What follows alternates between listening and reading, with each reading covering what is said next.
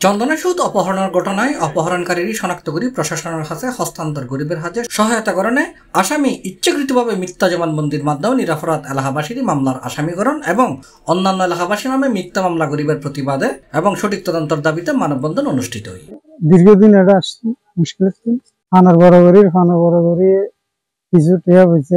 ধীরে ধীরে জোয়ার করি ইতারাই সৈন্য বাড়ি আলো দর্শনী শুরু করি দিন গরম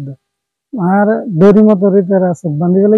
মানুষ ঘুমাইবে রাত গেলে তারা মানুষ ধরে অপহরণ করিব লই যাইব গই 20 লাখ টাকা খুঁজিব 10 লাখ টাকা খুঁজিব 5 লাখ টাকা দিবে খাইনা ফার দাড়ি তারা দিব হতন কিভাবে আর ফার ভিতরে বসবাস করবে। ডিসেম্বরের 20 তারিখ শুক্রবার বিকালে উপজেলার 2000 পৌরসভার 8 নম্বর ওয়ার্ড হাতিরকুল এলাকাবাসী এই মানববন্ধনের আয়োজন করে। মানববন্ধনে এলাকাবাসী হলে জানাই লাইট 12টা 20 মিনিটে মুজিবুর রহমানের কিডন্যাপ করি পানার বরতন 6-7 দিন তারা পাহারা দেওয়ার পরে কিডন্যাপ করানো হারানো যায় 20 লক্ষ টাকা মুক্তিপণ চাওয়াই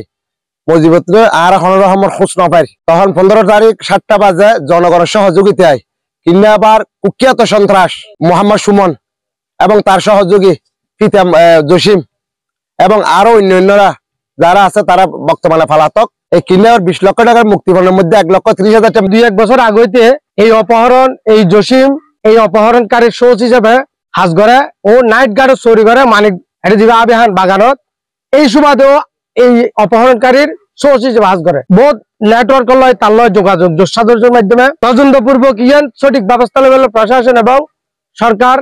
এলাকার সাংবাদিকসকলের প্রতি আরো দৃষ্টি আকর্ষণ করে। মোহাম্মদ ইউনুসের সভাপতিত্বে মানববন্ধনের বক্তব্য রেখে আমির হোসেন, মোহাম্মদ শাহজাহান, হামিদুর রহমান জুলহাস, বেবি আক্তার, শামারু, মুজিবুর রহমান, খুরশেদ আলম, ইলিয়াস সহ আরো বহুত কেউ। C+ TV, Chittagong.